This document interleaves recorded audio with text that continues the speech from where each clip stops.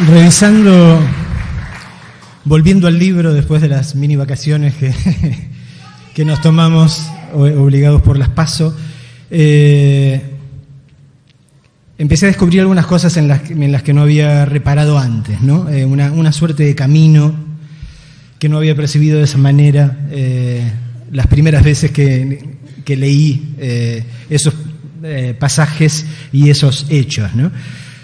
Empezando por aquel discurso en Comodoro Pi, bajo la lluvia, apenas habían pasado 4 meses de la asunción de Macri, cuando te llamaron para declarar ahí, y ahí dijiste, digo, ya tu diagnóstico ya era tan claro como inclemente, ¿no? Dijiste, nunca he visto tantas calamidades producidas en 120 días. Ahora tendríamos que corregir y decir, nunca hemos visto, salvo en tiempos dictatoriales, nunca tantas calamidades en 1355 más o menos. Y entonces definiste o te acercaste a tratar de definir lo que estaba pasando con una frase así muy propia de escritor, de escritora, ¿no? Cristina, escritora. Dijiste, yo siento por un momento que el pasado nos ha atrapado nuevamente. Y ahí mencionaste también lo que, durante ese discurso, lo que habían sido las agresiones contra Irigoyen, básicamente contra lo que son los gobiernos de la causa popular, ¿no? Contra Irigoyen, contra Eva, contra Perón. Y ahí dijiste, ahora que escribo recordando mi discurso de aquel día, pienso que es cierto que la historia se repite. Creo que veía ya que detrás de esto que estaba pasando ahora había un proyecto que era el mismo proyecto de otros momentos, ¿no? Pueden cambiar los nombres, podemos hablar de la Revolución Libertadora, podemos hablar del proceso de reorganización nacional, pero el proyecto político que está atrás siempre es exactamente igual, ¿no? Mira, yo recuerdo aquel acto bajo la lluvia,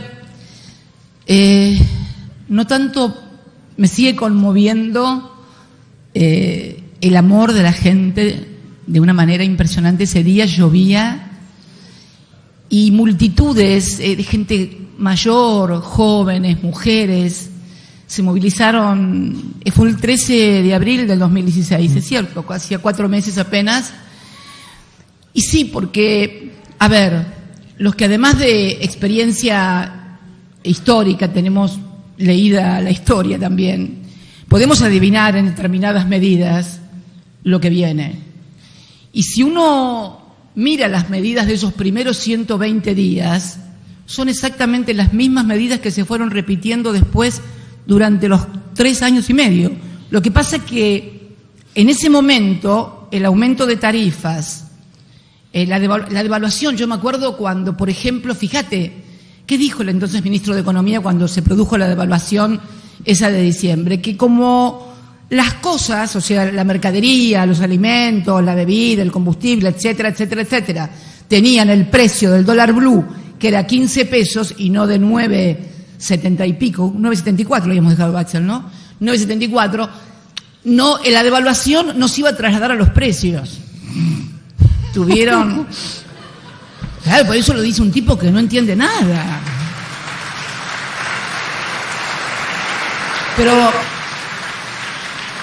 eso lo dice alguien que no comprende el carácter bimonetario de la economía argentina, que es algo más que la restricción externa que mencionan los economistas. Los economistas siempre nos dicen que tenemos un problema en todo proceso de desarrollo, ellos lo llaman populista, que es, en un momento dado surge la restricción externa. Y es cierto, pero además de eso, de la restricción externa, nosotros tenemos una economía bimonetaria, que es algo más grande. Es además de económica, una cuestión cultural, es más compleja, más compleja. Entonces, esa brutal devaluación que se tradujo en los precios, en la inflación, la gente la sortió en el 2016 porque venían con un colchón muy grande de todo lo que había sido la gestión nuestra. La gente con nosotros podía ahorrar, mucha gente, mucha clase media ahorraba, mucha gente con lo que le sobraba del sueldo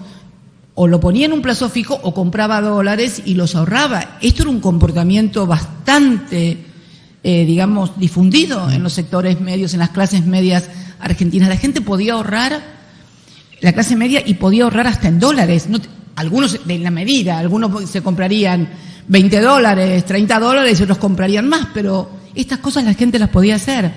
Entonces, las primeras medidas que fueron devaluación, aumento de tarifa, abajo con la restricción de ingreso libre de capitales sin ningún tipo de garantía, todo eso se hizo. Eso se hizo en los primeros 4 meses y después se fue repitiendo y profundizando las devaluaciones, los tarifazos y bueno, y finalmente, y la apertura de la cuenta capital a morir de manera y pagando tasas del 50, al principio empezaron a pagar tasas del 40, en enero o febrero del año 2016 se pagaban tasas del 40 y pico %, y ahora estamos ya en el 85, ¿no? 85.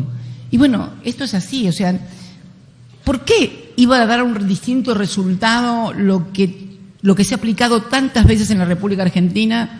Terminó con crisis brutales que termina soportando y pagando el pueblo. ¿Por qué iba a ser esta vez diferente? Está bien, la gente no tenía por qué presuponer que iban a seguir devaluando o iban a seguir con tarifazos, pero es una idea que se tiene acerca del Estado, es una idea que se tiene acerca del rol de la sociedad y qué es lo que y en qué sociedad cada uno quiere vivir, ¿no? Pero bueno, entonces eso fue lo que, y la persecución, obviamente. En todo proceso de esta naturaleza, para hacer estas cosas es necesario disciplinar a la sociedad y fundamentalmente disciplinar a las dirigencias para que ninguno se le ocurran ideas populistas, sobre todo a aquellos que están sentados en una banca o tienen poder. Esto se veía, y eso fue lo que yo dije. Es más, creo que, si mal no recuerdo, mencioné concretamente a las tarifas y al changuito del supermercado. Son 2 puntos claves en cualquier sociedad: la factura de luz, de gas y poder llenar el chango del supermercado para comer bien, algo que nunca estuvo ni en riesgo ni en disputa en la Argentina y mucho menos durante nuestra gestión, ¿no?